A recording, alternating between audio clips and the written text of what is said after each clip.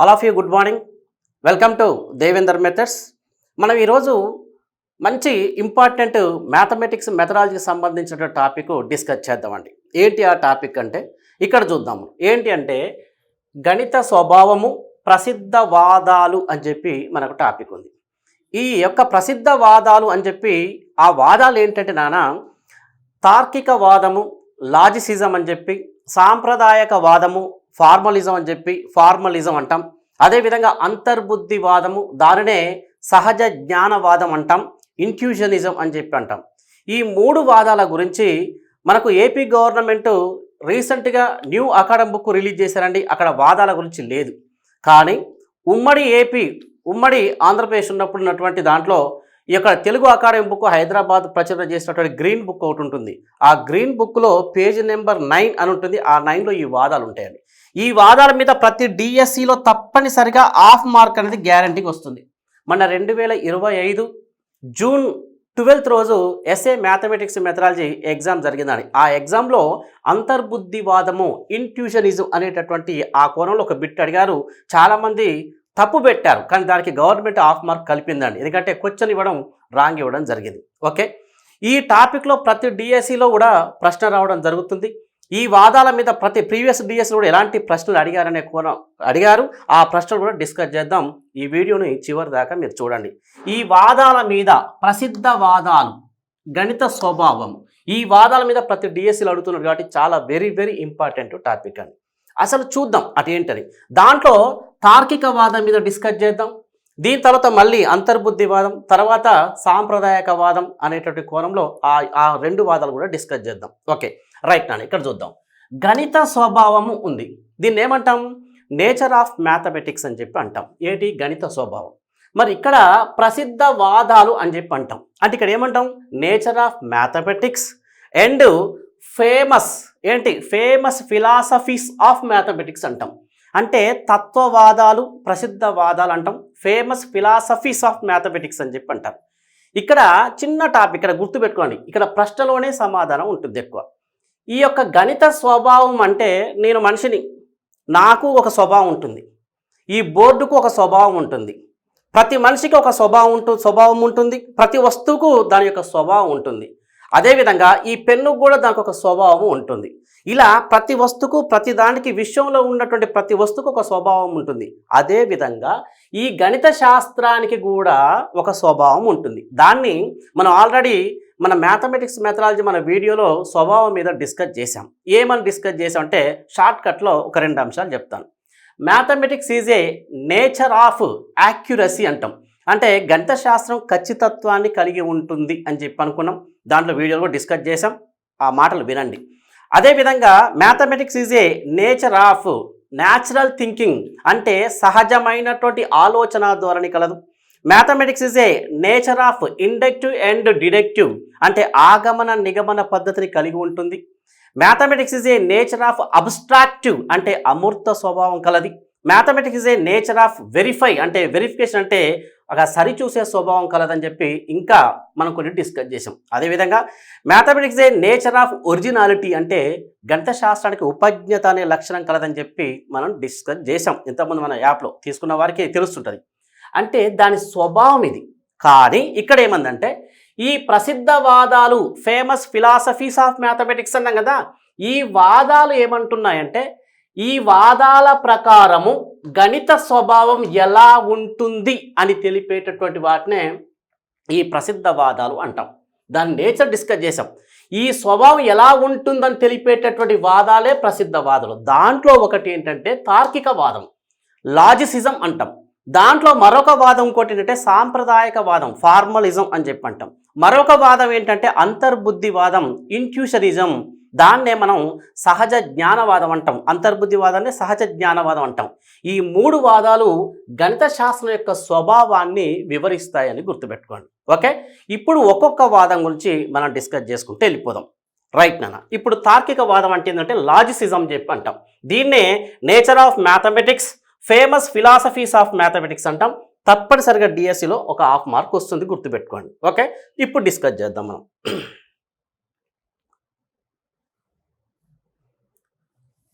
ఇక్కడ మనకున్నటువంటి దాంట్లో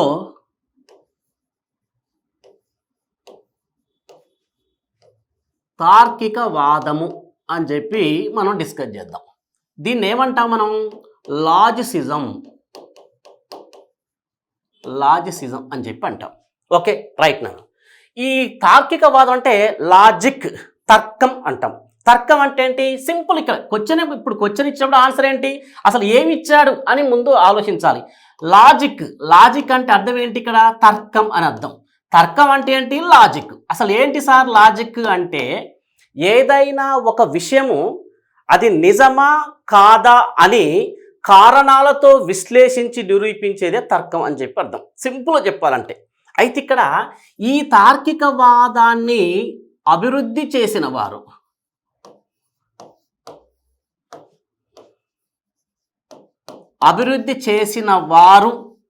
అంటే డెవలప్ చేసిన వారు, దీనిని అనుసరించిన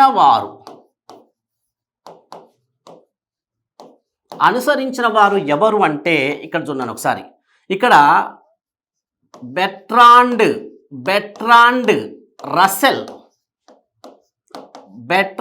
Russell and A N white head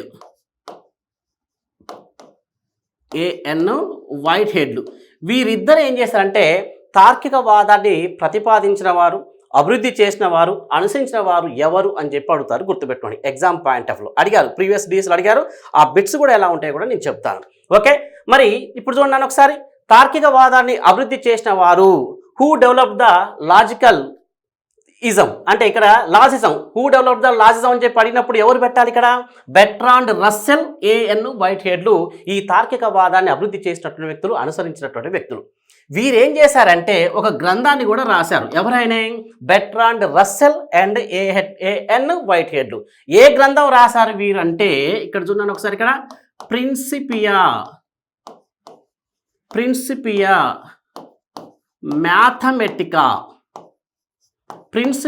mathematica అనేటటువంటి ఈ యొక్క గ్రంథాన్ని రాసినటువంటి వ్యక్తులు ఎవరంటే బెర్ట్రాండ్ రస్సెల్, ఏఎన్ వైట్ హెడ్లు. మరి ఎప్పుడు రాశారు వీళ్ళు అంటే, వీరు ఎప్పుడు రాశారంటే 1910 నుంచి 1910 నుంచి 1930 ఉన్నటువంటి మధ్యకాలంలో ప్రిన్సిపియా మ్యాథమెటికా అనేటటువంటి గ్రంథాన్ని రాసిన వ్యక్తులు ఎవరంటే ఈ యొక్క బెర్ట్రాండ్ రస్సెల్, ఏఎన్ వైట్ హెడ్లు. మరి ఈ గ్రంథం దేన్ని తెలియజేస్తుంది అంటే గణిత శాస్త్రం మొత్తం కూడా, నా మాటలు జాగ్రత్తగా వినండి, గణిత శాస్త్రం మొత్తం కూడా తర్కం మీదనే ఆధారపడి ఉంది అని తెలియజేసే గ్రంథమే ప్రిన్సిపియా మ్యాథమెటికా. ఇది రాసిన వ్యక్తులు ఎవరంటే Bertrand Russell, A N Whitehead అని గుర్తుపెట్టుకోండి. మరి గణిత శాస్త్రానికి సంబంధించిన అంటే గణిత శాస్త్రం మొత్తం కూడా తర్కం మీదనే ఆధారపడి ఉందని వీరు రాసినటువంటి ప్రిన్సిపియా మ్యాథమెటికా అనే గ్రంథం తెలియజేస్తుంది. మరి తర్కం మీద ఆధారపడిందంటే గణిత శాస్త్రానికి సంబంధించినటువంటి నియమాలు కావచ్చు, సూత్రాలు కావచ్చు, సిద్ధాంతాలు కావచ్చు, ఇవన్నీ కూడా తర్కం ప్రకారమే ఏర్పాటు చేయడం జరిగింది అని చెప్పి ఈ యొక్క బెర్ట్రాండ్ రస్సెల్, ఏఎన్ వైట్ హెడ్లు తన ప్రిన్సిపియా మ్యాథమెటికా అనే గ్రంథంలో వివరించడం జరిగింది. ఇది ఒక భాగం. కానీ ఇంకో చిన్న ఎగ్జాంపుల్ అన్న, ఈ ప్రిన్సిపియా మ్యాథమెటికా అనేటటువంటి ఇదే పేరు మీదుగా మరొక వ్యక్తి కూడా ప్రిన్సిపియా మ్యాథమెటికా అనేటువంటి గ్రంథాన్ని రాసిన వ్యక్తి మరొకరు ఉన్నారు. ఎవరంటే ఇది భౌతిక శాస్త్రంలో ఎప్పుడంటే 1687 సంవత్సరంలో ఈ యొక్క ప్రిన్సిపియా మ్యాథమెటికా అనేటటువంటి, మళ్ళీ చాలా జాగ్రత్త వినండి, ప్రిన్సిపియా మ్యాథమెటికా అనేటటువంటి గ్రంథాన్ని ఈ యొక్క భౌతిక శాస్త్రంలో, ఎక్కడండి? ఫిజికల్ సైన్స్లో, ఈ యొక్క భౌతిక శాస్త్రంలో వ్రాసినటువంటి వ్యక్తి ఎవరంటే సర్ ఐజాక్ న్యూటన్ అనేటటువంటి వ్యక్తి రాయడం జరిగింది. వెరీ వెరీ ఇంపార్టెంట్ అండి, ఇక్కడ కన్ఫ్యూజ్ కావద్దు. ఇక్కడ గణిత శాస్త్రంలో ప్రిన్సిపియా మ్యాథమెటికా అనే గ్రంథాన్ని రాసిన వ్యక్తి ఎవరంటే Bertrand Russell, A N Whitehead అని గుర్తుపెట్టుకోండి. ఇదే ప్రిన్సిపియా మ్యాథమెటికా అనే గ్రంథాన్ని భౌతిక శాస్త్రంలో రాసిన వ్యక్తి ఎవరంటే సర్ ఐజాక్ న్యూటన్ అనేటటువంటి వ్యక్తి అని గుర్తుపెట్టుకోండి. ఎప్పుడు రాశారు? 1687లో. భౌతిక శాస్త్రం అంటే న్యూటన్ అని గుర్తుపెట్టుకోండి, గణిత శాస్త్రం అంటే రస్సెల్ అని చెప్పి అలా గుర్తుపెట్టుకోండి. ఓకే, మరి ఇక్కడ ప్రిన్సిపియా మ్యాథమెటికా అనేటటువంటి గ్రంథంలో ఈ యొక్క న్యూటన్ ఏం చేశాడు? ఇక్కడ లా ఆఫ్ మోషన్స్, అదేవిధంగా లా ఆఫ్ గ్రావిటేషనల్ థియరీ అని చెప్పి ఈ రెండింటి గురించి ఈ యొక్క ప్రిన్సిపియా మ్యాథమెటికా అనేటువంటి గ్రంథంలో న్యూటన్ రాయడం జరిగింది. అంటే ఇక్కడ ప్రిన్సిపియా మ్యాథమెటికా అనే గ్రంథం లా ఆఫ్ మోషన్ కానీ, లా ఆఫ్ గ్రావిటేషనల్ థియరీ అని చెప్పి ఈ రెండింటి గురించి వివరించేటటువంటి ఈ యొక్క గ్రంథమే ప్రిన్సిపియా మ్యాథమెటికా భౌతిక శాస్త్రంలో. ఇది భాగం, కన్ఫ్యూజ్ కావద్దు, ఇది ఫిజికల్ సైన్స్ సంబంధించిన విషయం. క్లియర్. తర్వాత మరి ఇప్పుడు మనం ఇక్కడికి వచ్చేద్దాం. నన్ను ఇక్కడ ప్రిన్సిపియా మ్యాథమెటికా గ్రంథాన్ని రాసింది ఎవరు? గణిత శాస్త్రంలో బెర్ట్రాండ్ రస్సెల్, ఏఎన్ వైట్హెడ్. భౌతిక శాస్త్రంలో రాసింది ఎవరు? న్యూటన్. ఇది ఇంతవరకు క్లియర్. ఓకే, రైట్ నాన్న. మరి దేని గురించి తెలియజేస్తుంది ఈ గ్రంథం అని అంటే తర్కం గురించి తెలియజేస్తుంది. గణిత శాస్త్రం మొత్తం కూడా తర్కం మీదనే ఆధారపడి ఉందని తెలియజేసే గ్రంథమే ప్రిన్సిపియా మ్యాథమెటికా. Okay, right. తర్వాత ఇక్కడ చూద్దాం నన్ను ఒకసారి. ఇక్కడ ఈ తార్కికవాదంలో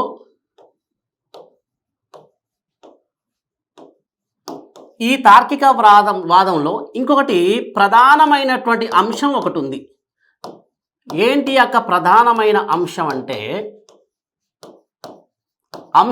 ఏంటంటే యాక్సియమ్స్ ప్రధానమైనటువంటి అంశం. ఏంటి సార్ యాక్సియమ్స్ అంటే? వీటిని ఏమంటాం? స్వీకృతాలు అంటాం. ఏమంటాం? స్వీకృతాలు అని చెప్పి అంటాం.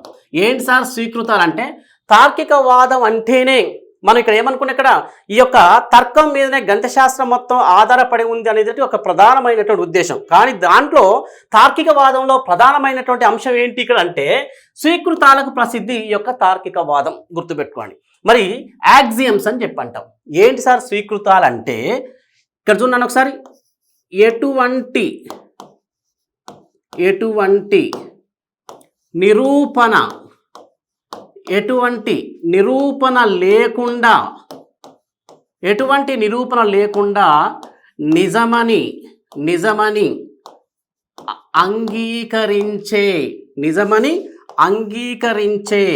అంగీకరించే ప్రాథమిక సూత్రాలను ఏమంటారంటే స్వీకృతాలు అని చెప్పి అంటారు. గుర్తుపెట్టుకోండి. చాలా చాలా వెరీ ఇంపార్టెంట్. స్వీకృతాలు అనగానే మీకు ఎవరు గుర్తుకొస్తారు? యూక్లిడ్ మీకు గుర్తుకొస్తారు. ఎందుకు వస్తారో చూద్దాం మనం. ఓకే, ఇక్కడ చూడండి ఒకసారి. ఎటువంటి నిజ నిరూపణ లేకుండా నిజమని అంగీకరించే ప్రాథమిక సూత్రాలు, ప్రాథమిక సత్యాలను ఏమంటారంటే స్వీకృతాలు అని చెప్పి అంటారు. ఈ స్వీకృతాలు అనేది ఈ యొక్క తార్కికవాదంలో ముఖ్యమైనటువంటి అంశాన్ని గుర్తుపెట్టుకున్నాను. ఈ స్వీకృతాలకు ప్రసిద్ధి ఎవరు అంటే యూక్లిడ్. ఎవరైనా యూక్లిడ్ అండి. ఇక్కడ ఈ యూక్లిడ్ అనగానే మన కంపల్సరీ స్వీకృతాలు గుర్తుకొస్తాయి. అంటే ఈ యూక్లిడ్ ఎవరు అంటే ఫాదర్ ఆఫ్ జామెట్రీ అని చెప్పి అంటాం. Father of geometry. ఈ స్వీకృతాలు ఎక్కువ కూడా జ్యామితిలో ఎక్కువగా ఉపయోగించేటువంటి గొప్ప గణిత శాస్త్రవేత్త ఎవరంటే యూక్లిడ్. గుర్తుపెట్టుకోండి. అందుకనే నిగమన పద్ధతి అని ఐడియా ఉంది, డిడక్టివ్ మెథడ్. ఆ నిగమన పద్ధతిలో కూడా యూక్లిడ్ శోధనా పద్ధతి అని చెప్పి కూడా అంటారు. గుర్తుపెట్టుకోండి. ఈ యొక్క బోధనా పద్ధతిలో స్వీకృతాలకు ప్రసిద్ధి. అంటే ఇక్కడ ఏంటి స్వీకృతాలు అంటే యూక్లిడ్ తన జామితిలో ఎక్కువ కూడా స్వీకృతాలను ఉపయోగించాడు. ఏ స్వీకృతాలు అంటే అర్థం ఏంటి? ఎటువంటి నిజ నిరూపణ లేకుండా నిజమని అంగీకరించేటటువంటి ప్రాథమిక సూత్రాలను స్వీకృతాలు అంటారు. ఈ స్వీకృతాలు అనేది తార్కికవాదంలో ప్రధానమైనటువంటి ముఖ్యమైనటువంటి అంశం. గుర్తుపెట్టుకోండి. మరి ఏంటి సార్ అంటే చూడండి ఒకసారి. మొత్తం అనేది భాగం కంటే పెద్దది. ఒక స్వీకృతాలకు ఎగ్జాంపుల్ చెప్తున్నాను నేను. ఏమన్నానంటే మొత్తం అనేది భాగం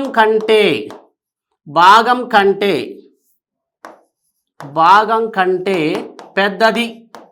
ఇది ఒక స్వీకృతం. గుర్తుపెట్టుకోండి. అదేవిధంగా మనం నెక్స్ట్ ఇంకో అంశం. ఏవేని రెండు బిందువులను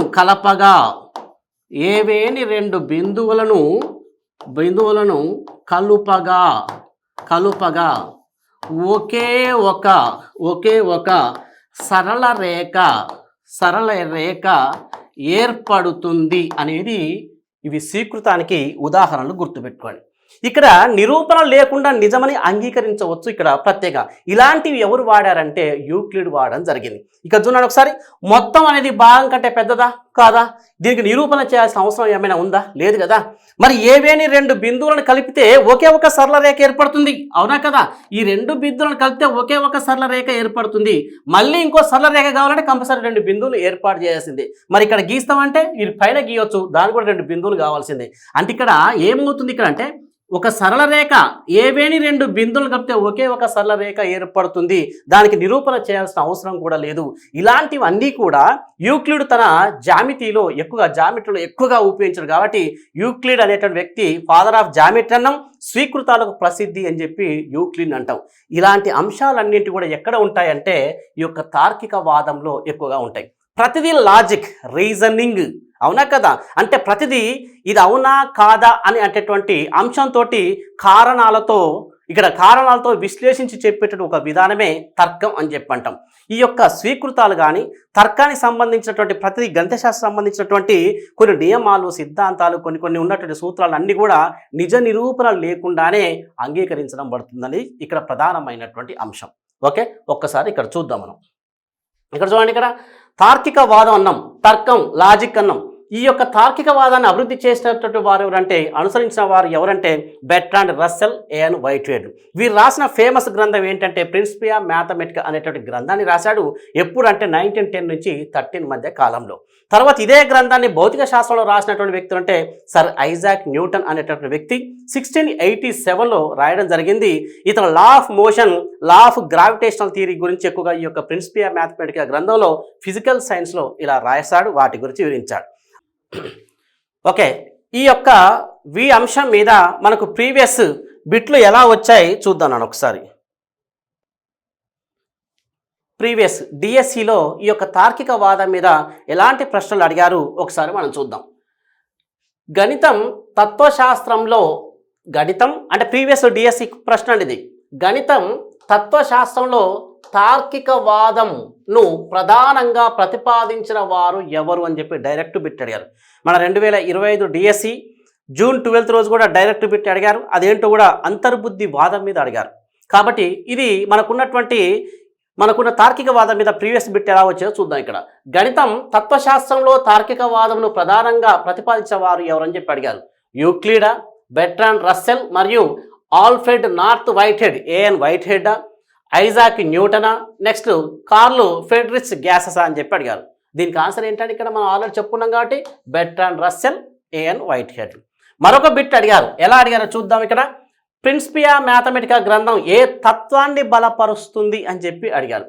ఫార్మలిజం అంటే సాంప్రదాయకవాదం, ఇంట్యూషనిజం అంతర్బుద్ధివాదం, తార్కికవాదం లాజిసిజం, అనుభవవాదం ఎక్స్పీరియన్సిజం అని చెప్పి ఇచ్చాడు. అంటే ఇప్పుడు మనం ప్రిన్సిపియా మ్యాథమెటికా గ్రంథం ఏ వాదాన్ని బలపరుస్తుంది, ఏ తత్వాన్ని బలపరుస్తుంది అంటే మనం ఏమంటాం, తార్కికవాదం, లాజిసిజం అని చెప్పి పెట్టాలి. ఇలాంటి బిట్స్ ప్రీవియస్ డిఎస్సిలో అడగడం జరిగింది.